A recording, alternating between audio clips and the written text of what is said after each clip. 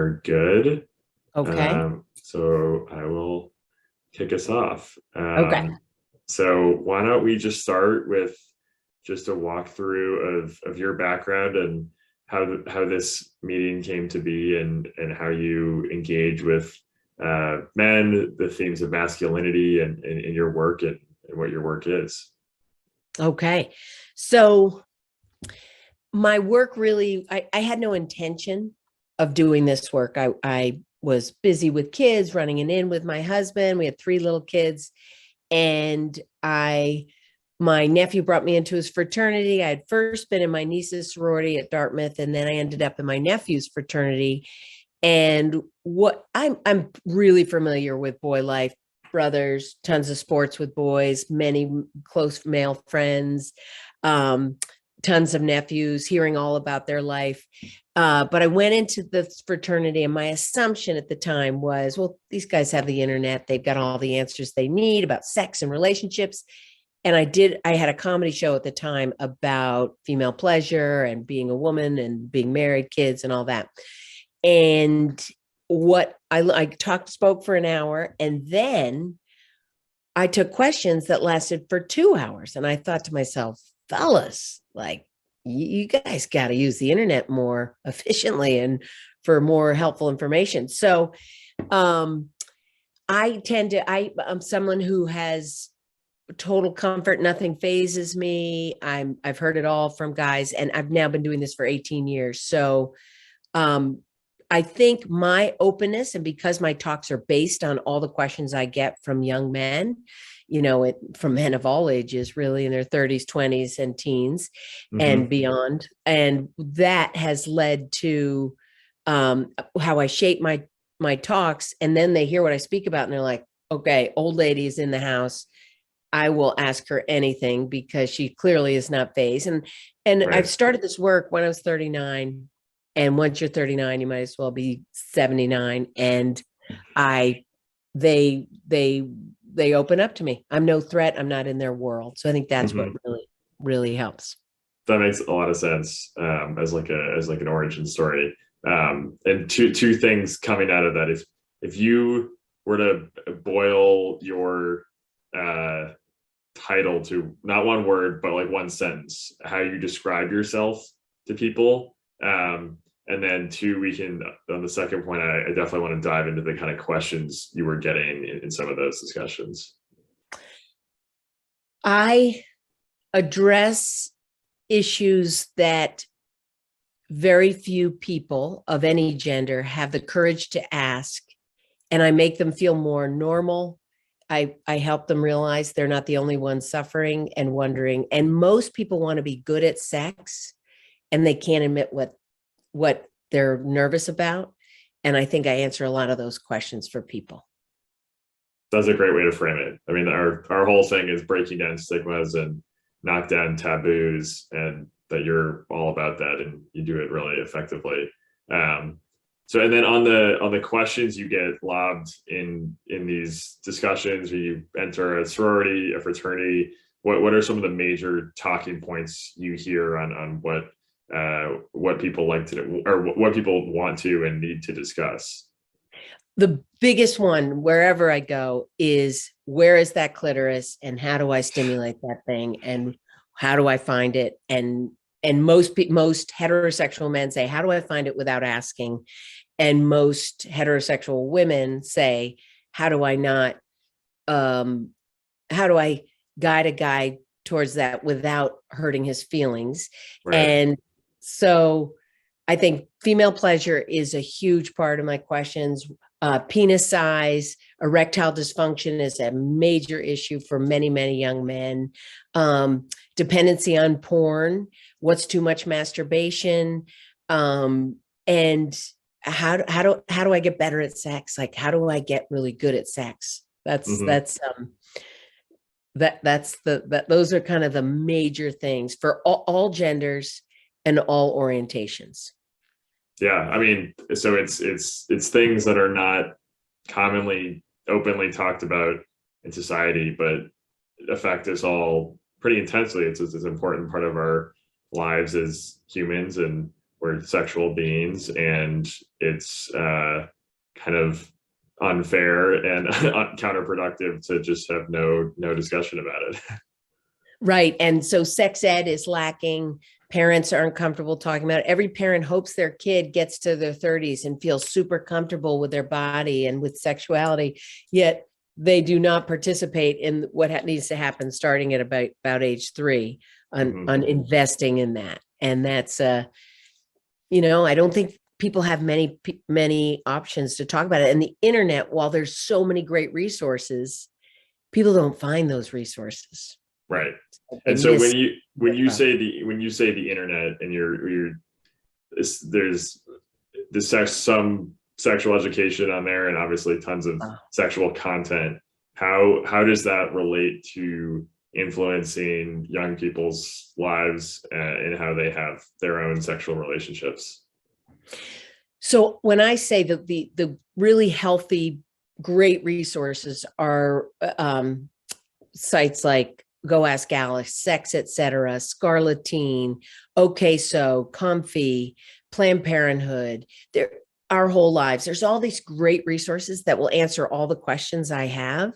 But of course, the algorithms and whatever the search, whatever you put into a search engine often leads to porn. So internet porn is the most common source people go to, not just to masturbate and to learn about sex. It's really the number one sexuality educator for people, because people think, oh, I can do this in private. So even if you're looking for something really good information, the porn industry knows how to find you and is seeking you out and is blasting you with anything you search for. These common word searches lead quickly to porn, which is much more engaging because it's visual, and every gender, the brain of every gender, when seeing naked people being sexual in any form, it's still a novel thing.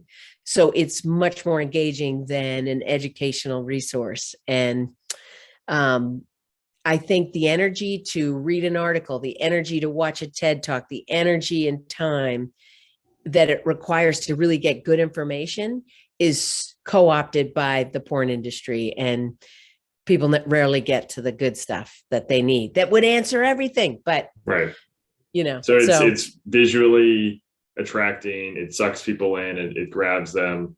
It sounds like sometimes people's intentions can be good going in, like this is my only place to learn, and it's helpful that you listed some actual resources that are helpful.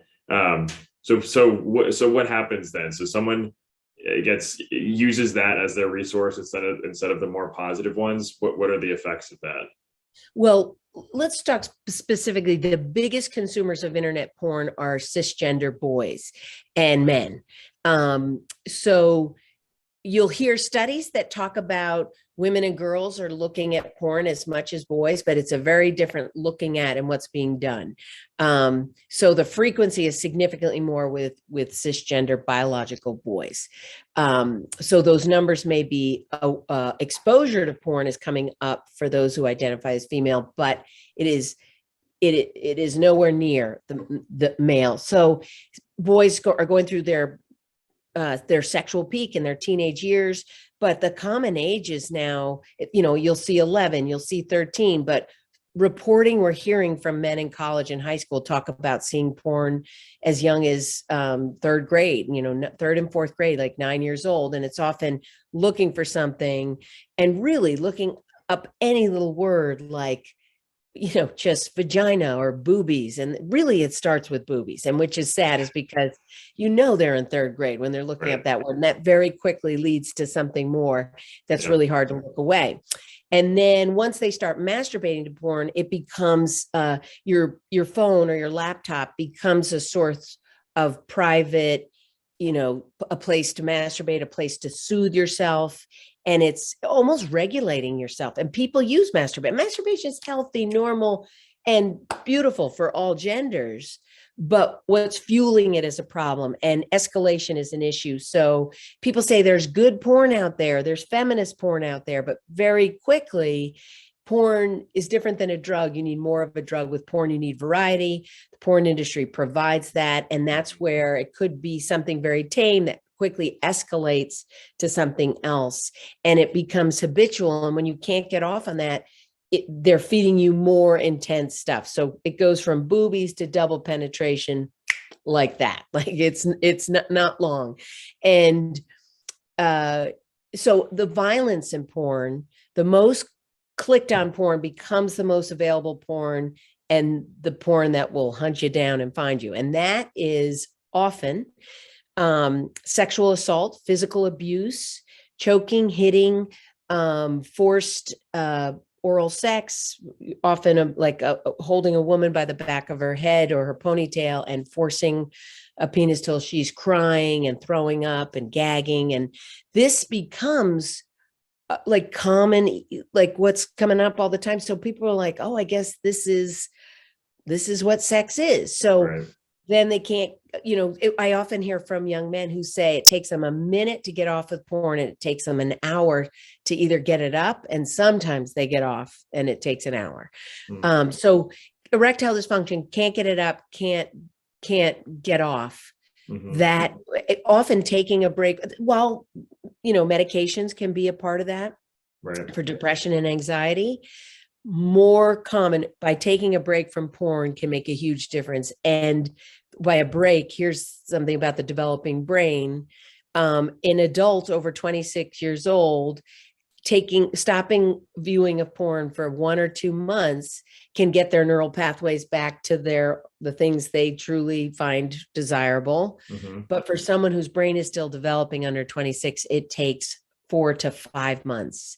Mm-hmm. And young men say it is not discipline, it is absolute vigilance, using your computer, going to it and using it to do your homework, do a paper, connect to someone, or your phone, and then putting it away. And the discipline of stopping yourself from looking at porn, that how hard that can be. And you have to engage your friends, say, please don't send me these links. Can we not talk about it?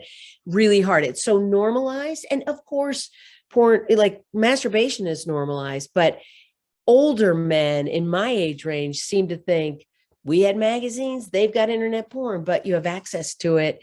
Young people have access to it of all ages, 24 hours a day. And it's so much more extreme. So the content has shifted, the accessibility has shifted, and people are suffering, their emotional well-being, their ability to connect with other people. A lot of young men say, I'm scared because I don't think I can perform at this level. And so it's easier to do OnlyFans or look at internet porn, mm-hmm, and not connect with another person. So it's interfering with healthy, normal relationships between partners. Yeah. I mean, there's a lot of concepts in there I think are really important to understand. I think certainly the feelings of inadequacy with like the performances that are being put on is a big one. The ease and accessibility with all the devices makes it just safer and antisocial, whereas you don't have to actually put yourself out there. Yeah, exactly. So those are certainly super important concepts to understand, as well as some of the strategies for kind of reducing your dependence, like open discussion or some discipline and vigilance around like putting guardrails around your devices, and this is only used for this kind of thing, homework or work, is helpful, and getting a kind of community around it. It sounds like there's kind of inclination where men kind of know it's not super healthy, but do it anyways. 2 things remind me to talk about Gabe Deem in Reboot Nation. But here's the thing. If I was hearing from young men, no boys in their teens, college students, and guys in their 20s, they'll challenge anything. Like, they're not like passive. They would challenge me if they disagreed. they're absolutely concerned. I can tell by their questions, by their facial expressions, by what they come to me, why they want me to come speak to their team, their fraternity, their secret society, their group. They're concerned about porn. Young men are concerned about porn use, and they just keep thinking, I'm just trying to get by and taking the edge off. And, eventually I'll get over this, or I'll get a partner and then I won't need to do this. Right. And I say to guys, you're going to be jerking off for the rest of your life. Like, keep up the skills. No partner is going to fill all that need. And 2 to 3% of the population is asexual and doesn't have interest in masturbation or physical intimacy. Sometimes that changes over time, but generally speaking, 2 to 3%. Most people crave intimacy, and what they are doing with internet porn and masturbating to internet porn and making it the place they go is really interfering with true intimacy. And most people are seeking that intimacy. Right. For people who are one of the greatest resources, I believe, and I think most of the young men I know who watch his TED Talks, watch his interviews, Gabe Deem is a great advocate for the realities, like facing the realities and dealing with addiction to porn. He was addicted to porn from a young age, and he started an organization, and there's a website called Reboot Nation, and this personal stories of young men telling about how they have quit porn and how it's affected them in such a positive way is fantastic. I mean, it's helped so many young men. I know so many young men. And I didn't even know any of this stuff in my first talk with those fraternity brothers. It was 2006. They were about to graduate. They were seniors and a bunch of juniors. And after hearing them, I said, fellas, what if you took a break from porn for I didn't say 6 months. I said, for 3 weeks, if you stop looking porn, see what happens. And I had no expectation of that happening. And then those juniors were seniors. And the next year I went back to speak with them. 2 guys come up to me and they said, hey, we tried your porn detox. And I thought, what porn detox? Okay. What? And they said, you said, what if we stopped looking for 3 weeks? The first guy said, I have been off porn since you came to speak to us 6 months ago. Wow. And he said, I am less depressed. I am less anxious. I am more focused on my homework. The sex I have with my partner is amazing. My head is clear. I'm sleeping better. His life changed in all these ways.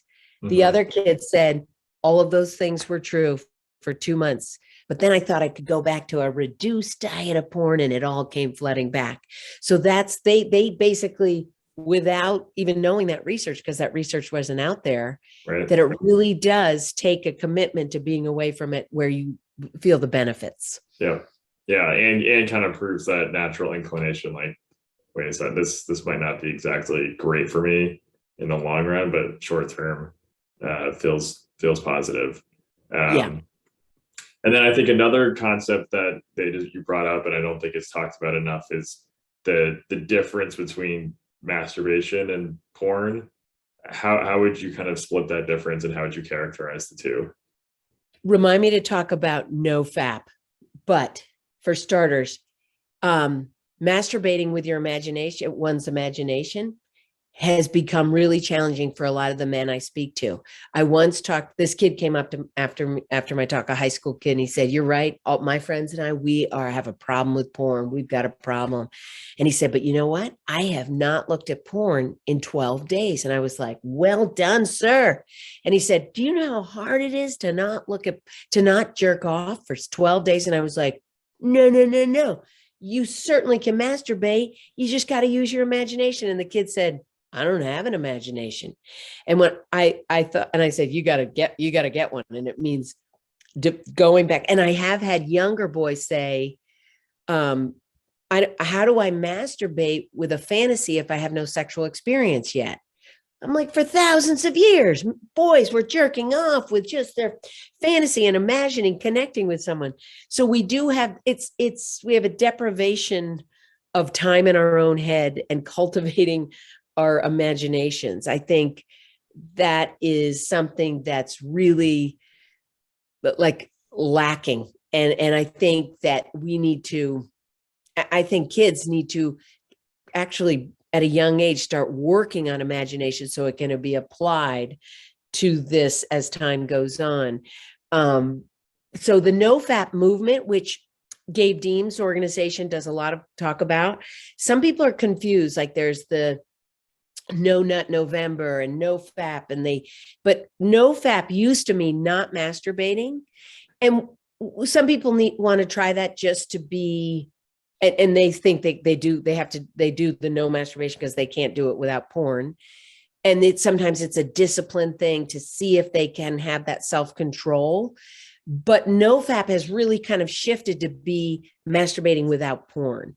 And so then, like, when boys and young men who are still at a high, in the midst of their sexual peak, if you don't masturbate, your body will take care of itself. You'll have a nocturnal emission. Learned that from my fifth grader. We called it wet dreams, but got that figured out when my kid was 10.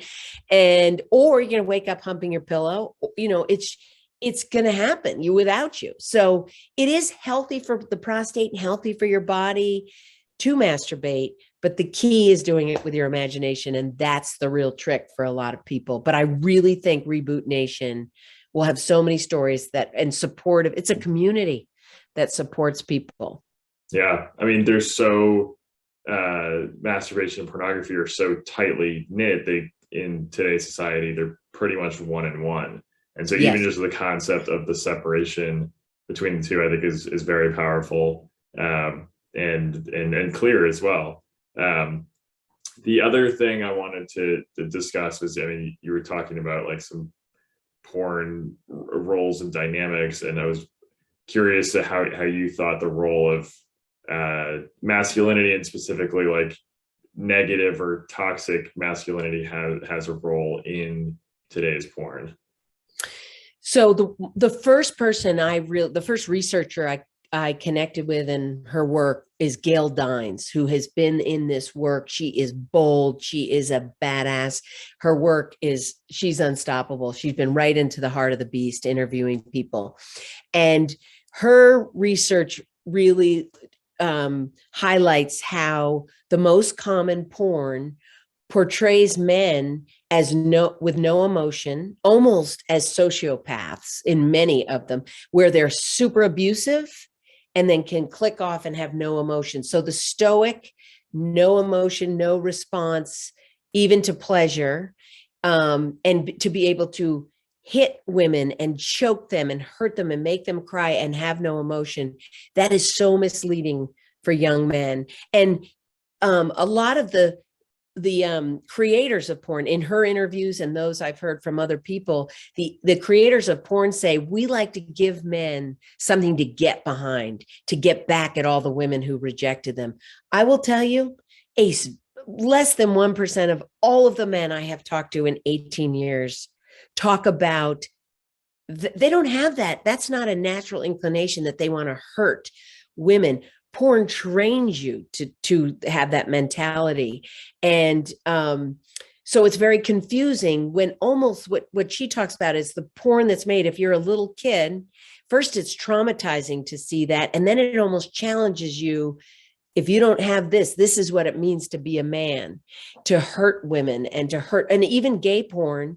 A lot of gay men say, I think the creators of gay porn are heterosexual men who are creating this same dynamic we see in heterosexual porn, where there's an aggressive top and a submissive bottom who's abused and mistreated to the point. And I mean, it's so violent, and it's become increasingly violent.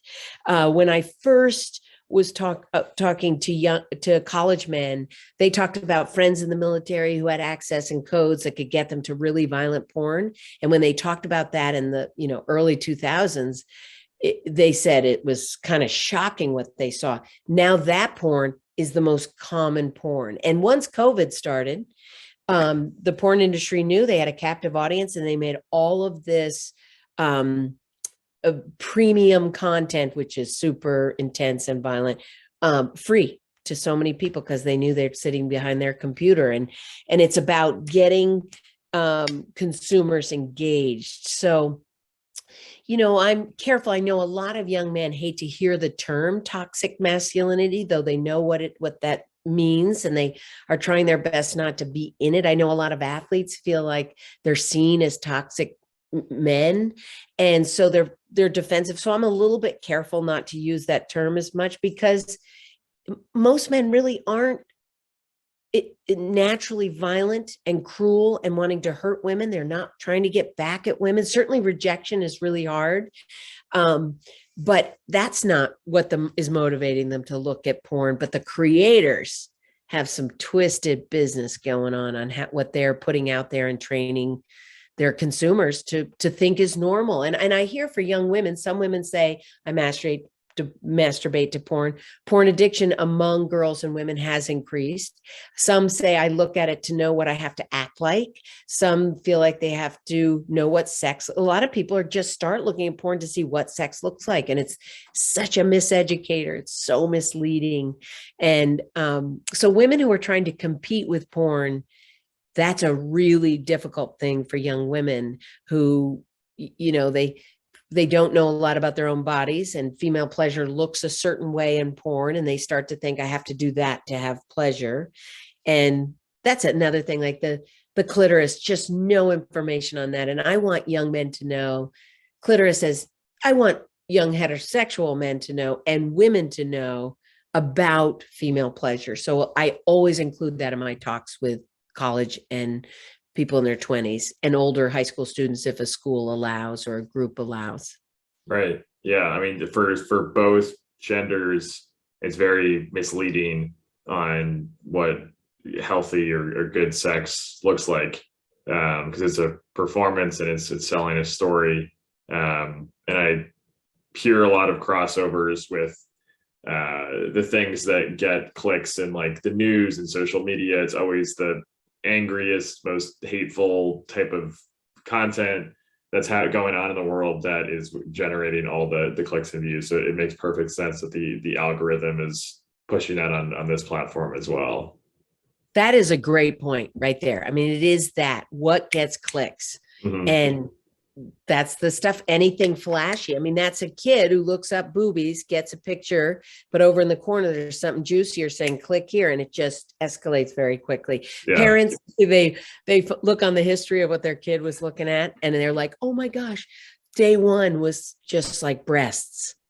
Day 7, brutal abuse, pounding, jackhammering, choking, horrible abuse of a woman. And just what a leap, and how confusing for a young person. Yeah. And so for kind of short circuiting some of that, like in advance, some like pre-learning that can be done, like what kind of changes do you think could be implemented in schools and families on the internet to help kind of short circuit that loop before it gets going? I think continuing, there are states that are taking on, and there are movements that are changing the laws around what can go, on the internet. I don't have a lot of faith in changing the internet myself. My work is about educating parents about early sex ed. Sex ed should happen early and often. It's not one talk, it's many talks over time. We need kids to understand. I think young kids these days, they have friends with 2 dads, 2 moms, a mom and a dad. I mean, at a young age, a lot of kids know, oh, this mom, she got a sperm donor, and they aren't as freaked out. But I think parents are like, my kid's not ready for that.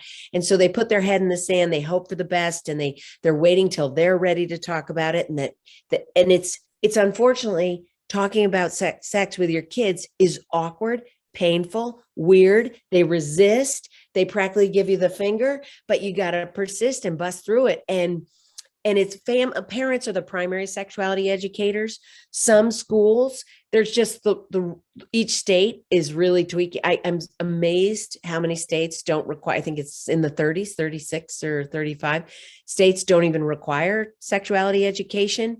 So, and if they do have it, it's not inclusive and it's not comprehensive. It's not covering enough. Pleasure is not talked about. It's often about intercourse. that leads to making babies. And there's so much about erections and ejaculation because it's related to, but most sex, almost all sex that is being had is about for pleasure. And for women, it's about periods and birth and the cervix and the uterus and skipping all the goodies that reside in the vulva, the erectile tissue in the labia, the clitoris, which is hiding out under a hood. No talk of that.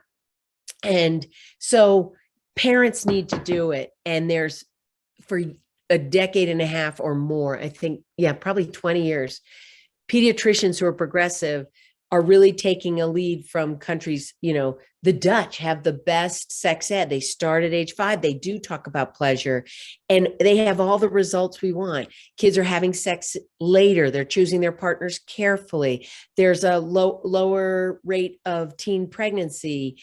Consent is much more understood. It's not even, kids are like, are you kidding me? Having sex with someone who's drunk, like, that's not something you do. Like, all the things we want.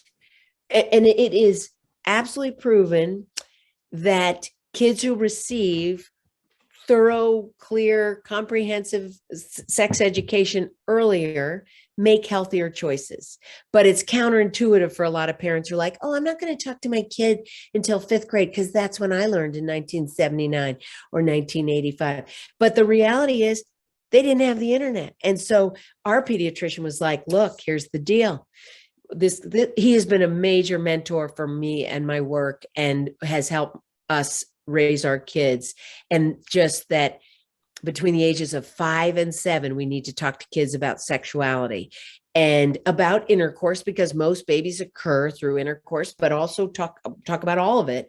But really, if the conversation doesn't come up, you bring it up, and you keep bringing it up, and you make opportunities. And it's much easier between the ages of 5 and 7 than it is when they get older. And at first, when they resist, parents like back up. They're like, my kid's not ready. My kid's not interested. They haven't asked questions. You got to dive in. And that's the investment and the layering that will lead to healthier choices as teenagers. And it's so much easier. Once they're 12, there's nothing you can't talk to them about.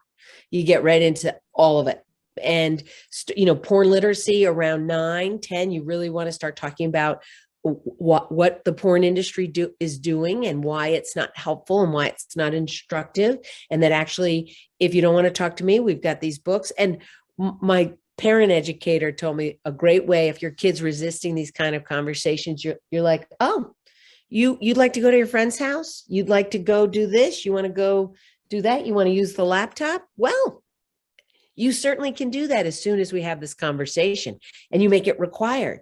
But parents are so nervous. They're also, I think it's hard for professional parents who feel so competent and capable in the world to be challenged and to feel this awkwardness and not know all the answers.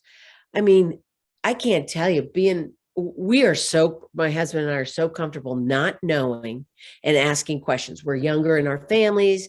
We ask questions about parenting, about sex ed. We're just shameless about getting help.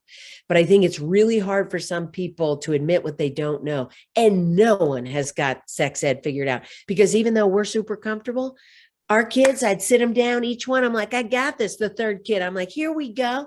And I'd roll in, and every single kid, I'd get to a certain point in the conversation, they would have one more question that would drop me off a cliff and make me go, zoinks. And it was awesome. It was perfect. And that's, you have to be comfortable enduring the awkward soup. And even I say to parents, if your kid is 17 or 18 and about to go to college, start now. And this is what you can do. One mom gave me great advice.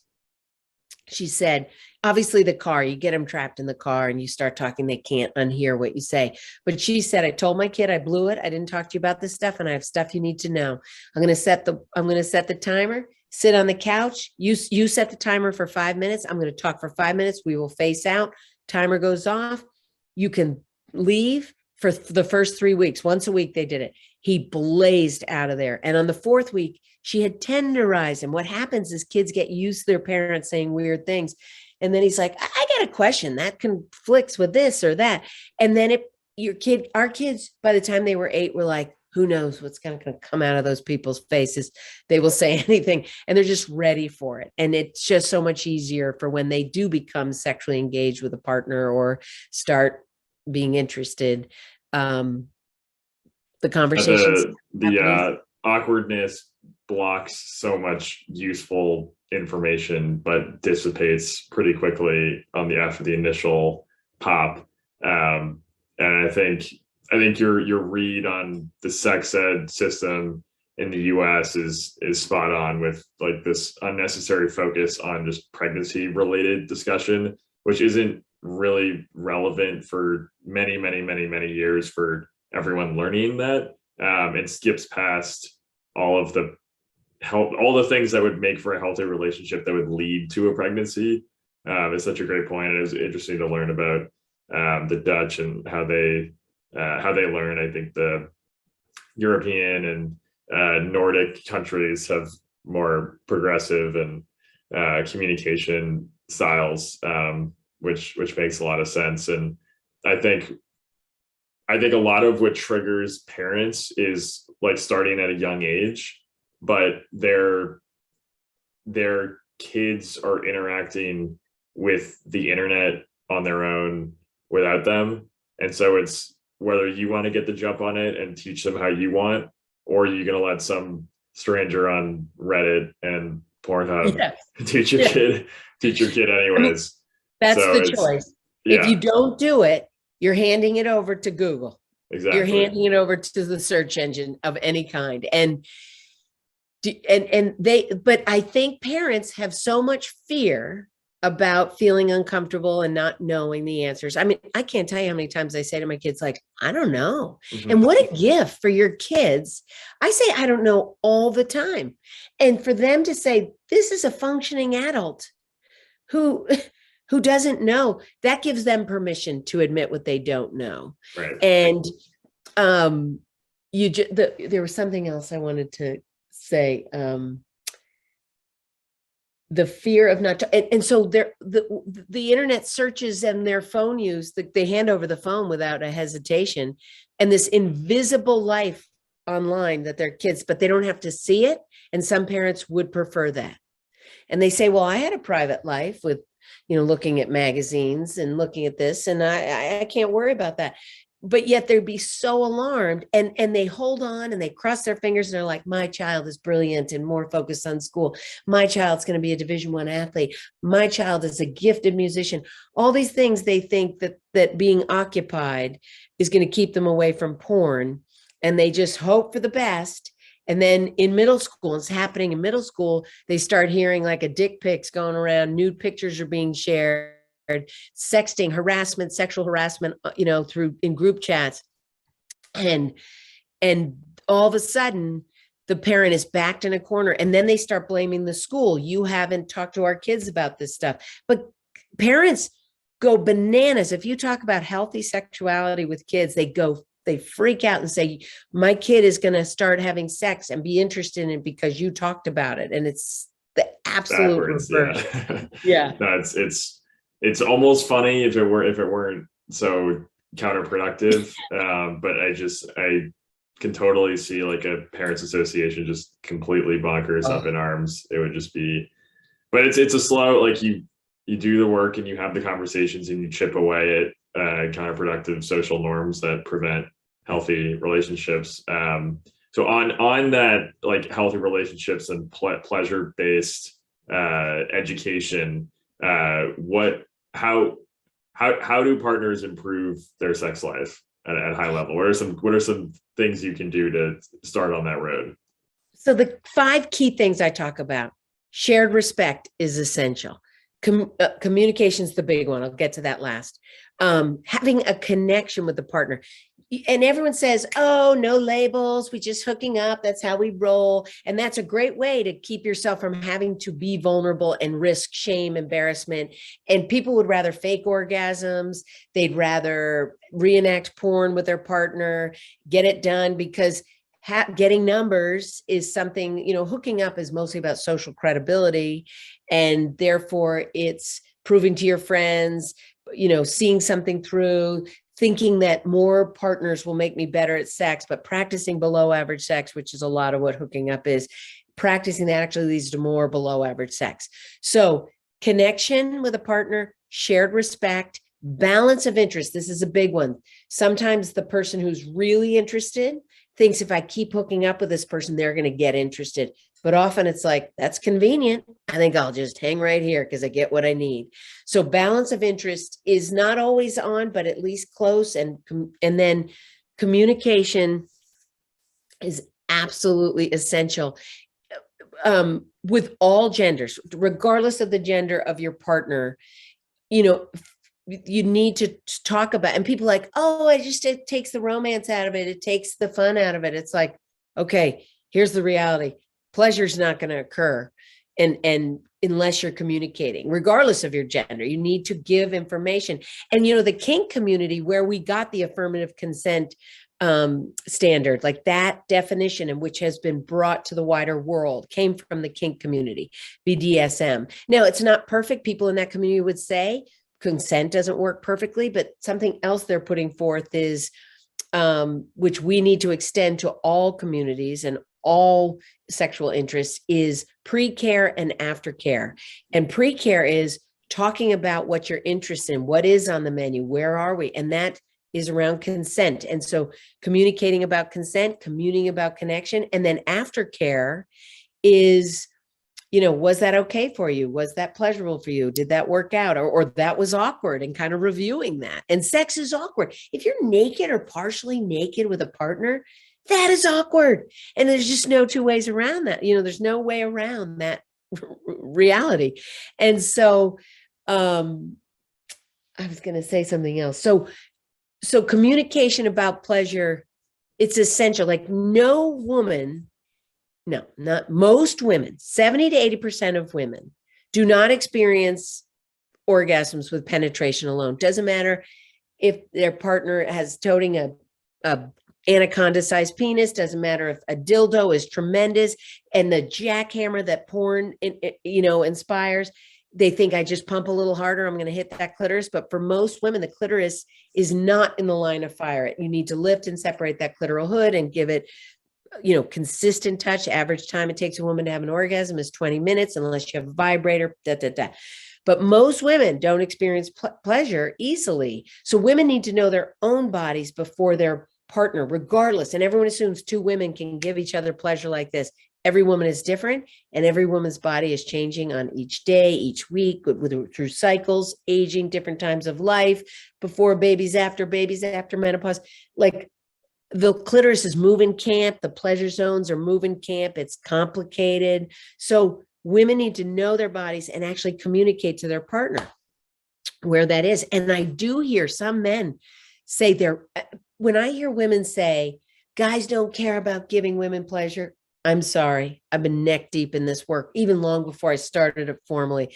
I've been talking to boys and men my whole life who are not just interested about giving their female partners pleasure. They're obsessed, but they don't feel like they can ask for directions because they get that message of what they should be able to figure out on their own. And they're like, they'll say, I can't ask. I'm just going to rummage around. I'm going to do the alphabet with my tongue. I'm going to rummage. I'm like, you can rummage for the rest of your life, young man. Like, you got to ask for directions. And what I say to young men is I say, if you're confused about that, you need to go to your partner and say, I have some new information. And that information is that we need to work together, and I need your help. And I'd like to give you an orgasm, but I can't do it without your help. And that has been so effective for so many heterosexual men I know. And I say to women, I hear some women say, I just want him to know what I like. I say, that's mean. No one can know what you like. You got to be the GPS and guide your partner in. So having better sex is about communicating and, you know, connecting. Yep. Communication is key. And then in that vein of communication, what kind of concerns do partners have on like mixed messaging, and how to work through that? So the hookup scene is an absolute recipe for mixed messages and an absolute recipe for miscommunication. I mean, it's just uh, it's, you have to be, okay. Ask the question again. Let me think about how to get there. So like if you're a heterosexual man, what kind of concerns or complaints might they have on like the mixed messaging they get from women and vice versa? So sexually, like, I think the biggest concern people have is, am I going to violate these boundaries? And alcohol and drugs are and coercion and physical restraint have become the common accepted ways to convince someone to do something they may not be that receptive to doing. And so the fear is, when you hear the question, how drunk is too drunk to proceed? That question just says, you're clearly not exercising good judgment. So that, like, really, sex should be had without alcohol. Not common for young people. That's, people feel like they need the social lubricant of something. But intoxicated people cannot give legal consent. They cannot give consent. So where is that line? How to, when to proceed, how to communicate. I think I'm off track again. Can you bring me back? No, that's exactly what I was getting at, in terms of like the communication and what can muddle it. And certainly in modern society, alcohol as a social lubricant can definitely cloud the waters, in ways that make good communication between partners pretty difficult. Absolutely. And then kind of switching gears towards like sexual health, and anatomy. There's so much social discourse just around like the penis, in terms of like jokes that are made and TV shows and movies, and big and small correlated to like big alpha guy versus weak beta guy. Why is that such a focus? Why is there such so much content on that randomly specific anatomy thing? So anywhere a penis is going with any gender is about this deep. So penis panic has been an issue for every generation. I've written an essay about it. It's on my website. Penis panic. People feeling inadequate. Am I big enough? I remember feeling in high school, noticing very quickly, I already knew my male friends who were deeply concerned about their penis size being too small. And when you heard, I started to say to myself, the guys who are constantly making those jokes and swaggering around about their dick size, I wanted to say to them, stop. That's like having a tattoo on your head that says, I'm panicked that my penis is too small. If you really, like, a guy who's feeling adequate, a person who's feeling adequate does not step on other people to elevate themselves, does not have to swagger it around. It's just not happening. But this panic comes from, it's culturally magnified. But here's the thing, it's been for every generation, but porn has made it so much worse. Average size penis in porn is 8 inches. Average size fully erect penis of an adult male is 4.15. Some studies say 4.5. I once had a sophomore in high school in the middle of my talk raise his hand and say, excuse me, I don't mean to be disrespectful, but I just heard last night, I read a study about penis size and I heard it was 4.15 inches. Now, all the women in the room are like, what really is the difference between that? Every guy's like, oh, do we listen to this old lady who seems to have a lot of information, or do we listen to that guy? And I was like, do you have that study? Like, do you have your laptop? Can you look up that study? He's like, yes. So he looked it up. His two friends, heads come right next to his head. Their eyes are wide. Every boy is waiting like this. And he says, 4.15. Every guy in the room is like, woo! I have seniors in college wake up and high five each other. I feel like I could walk into any group of men and change their lives by laying that 4.15 is the average size. But when you're seeing penises in porn over and over, you can't feel good about your penis.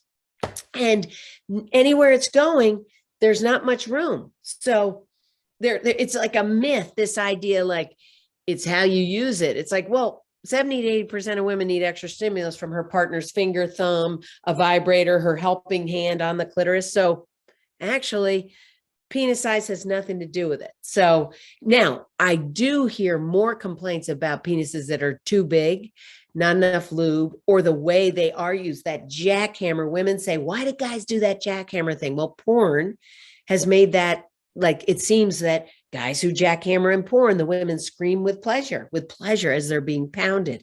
Actually, not very confusing. I have whole sororities of women, whole athletic teams are like, what is that jackhammer thing? I hate it. But guys are like, what? They say that? So it's really confusing. Once again, another porn, porn lesson that backfires every time. Mm-hmm. And so, yeah, penis size is a serious issue for guys right now. Like the panic about it is massive.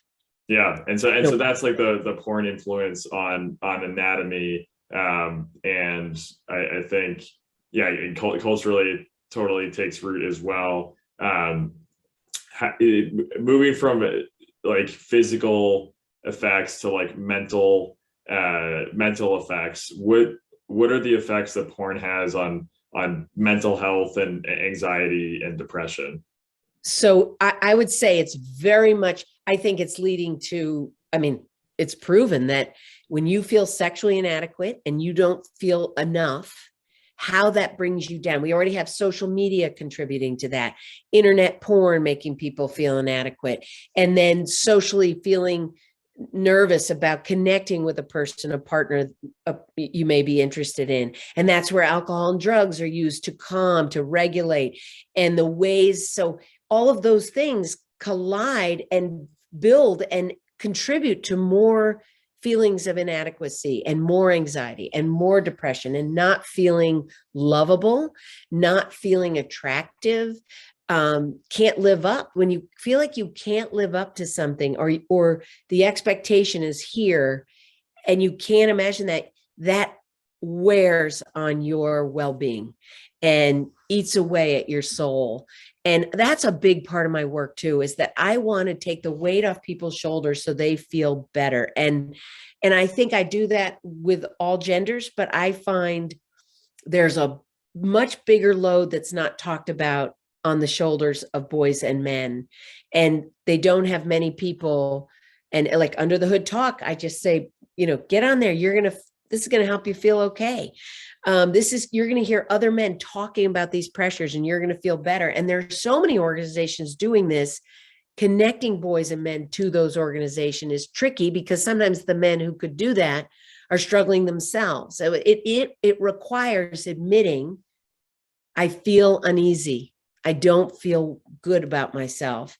I'm struggling. And that's part of the problem, is the gender straitjackets. Here we are so understanding that gender is on a spectrum, and we're much more inclusive of gender nonconforming, and genderqueer. We have much more understanding of that spectrum, yet we still lock people into these gender straitjackets for boys to constantly prove yourself, to prove you're enough, to, and that keep that getting on that treadmill of like, when I get these grades, I will feel enough. When I get into that college, when I make this team, when I achieve this goal, then I will feel enough. When I get into that fraternity, when I get into that school, when I make that amount of money, when you keep thinking this social status or this, whatever this is, will fill that void and you will feel enough. And unfortunately, that can go for decades and decades and last your whole life because you never measure up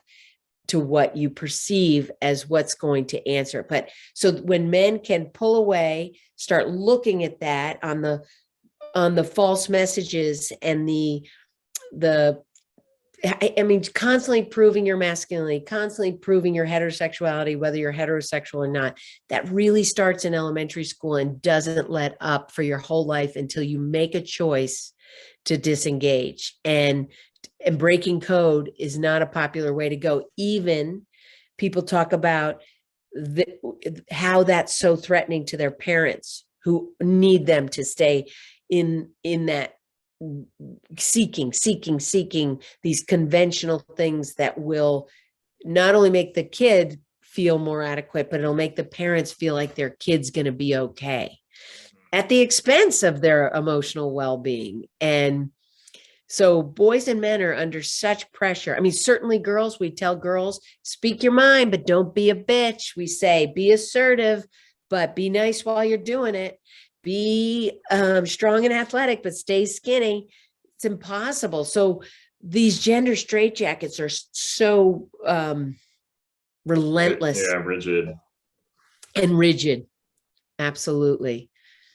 Yeah, And I think you mentioned like that the parents can reinforce that because it's what everyone around you is telling you is going to make you happy, and it's the problem is there's always another thing to chase. And so I think what's so helpful that you do is you kind of just humanize it and say that it may not lead to your emotional well-being and happiness and health, and that could come from something separate. And a lot of that is acceptance of yourself, and not comparing to some unrealistic standards that you might see in movies or in porn or in TV shows or in magazines. And I think that's a huge relief and like unburdening. So super helpful to get to break down that concept of like climbing the ladder to happiness. And boys say when they spend less time engaging in friend groups that are constantly trying to pit each other against and challenge each other, and less time on social media, taking all these breaks and pulling away requires breaking code. It requires a lot of courage to step away. And when they do, it's very scary because you feel, uh-oh, now I'm going to be rejected by my peer group. But when you have the courage to do it, ultimately, over time, suddenly there's this respect for you and that you can, but it means you got to free float on your own for a little while and do your own thing. And we all have to create our own bar for where we want to be and what we want to do. Really impossible. It takes years to develop that. People into their 30s, 40s, 50s, some people spend their whole lives, but it is an ongoing process. And I think parents need to model that courage and reinforce that. There's so much, the expectations put on kids right now and society, it's so, what's conventional success is still rigid and is still very narrow. Yeah, it's interesting you mentioned that sometimes breaking away and breaking the code it is one difficult, and it may take some time and then leads to some serious growth and development and happiness. And I've heard that trend talking to other guys who've done interviews for Under the Hood, following their own path, doing something that someone either says is wrong or you're going to regret this kind of thing, and pushing on anyways, maybe losing some friends or connections along the way, but ultimately becoming a much stronger, more secure person, and then picking up a newer, more supportive community on the other side.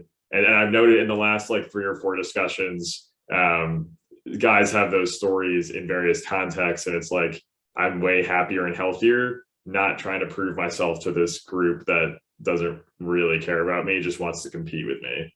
So that's really interesting that you brought that up.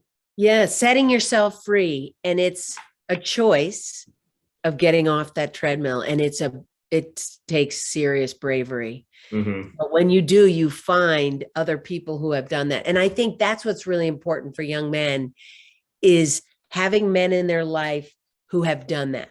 And my dad was a successful guy in advertising in New York, commuting from Greenwich, Connecticut, and he gave it all up in his 40s because he was going to die of a heart attack. He was looking for a change, and he shocked his coworkers. He was a senior vice president in marketing, and he and my mother gave it up, and they moved to New Hampshire to become innkeepers. All their financial security went away. And the grief he got from other men But my father was really good at being, he lived what seemed like a conventional life, but he was all about being a nonconformist. He really taught us that. And he just was so brave. And the grief people gave him, he just collected that as good humor.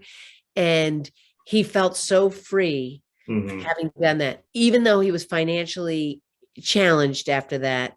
Their life, they had such a rich life together, rich emotional life together, working together.